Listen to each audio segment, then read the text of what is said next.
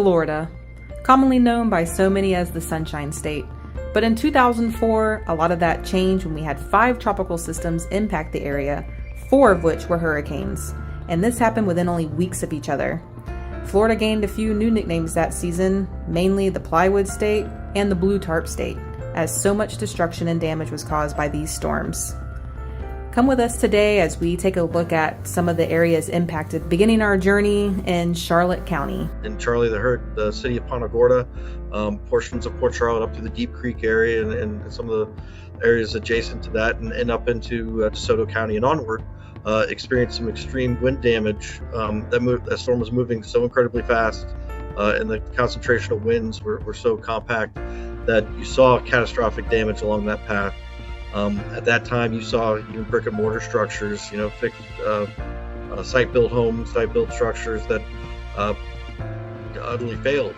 The homes that failed, the businesses, the structures that seemed to suffer the worst of the damage in Hurricane Charley were probably some of the older ones, previous to Florida Building Code enhancements.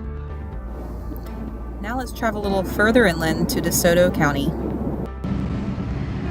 I'm here in downtown Arcadia, one of the small historic towns located in DeSoto County. Unfortunately, historic building located behind me, a lot of these buildings were damaged or destroyed during Hurricane Charley when it made landfall in 2004. Hurricane Charley was a small, powerful storm that barely weakened when it moved inland. So by the time it got here to Arcadia, which is only about 50 miles from where it made landfall, the winds were still very strong and caused significant damage all throughout the city.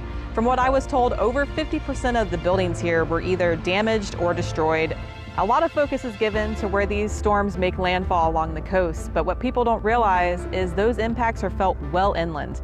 For example, I'm here in Arcadia in DeSoto County, and behind me I have Turner Center, one of the main landmarks here in the county. This was one of the many buildings that were destroyed during Hurricane Charley, the first storm to make landfall in 2004. Francis and Jeanne, the main impact across our coastal communities was heavy rain and gusty winds.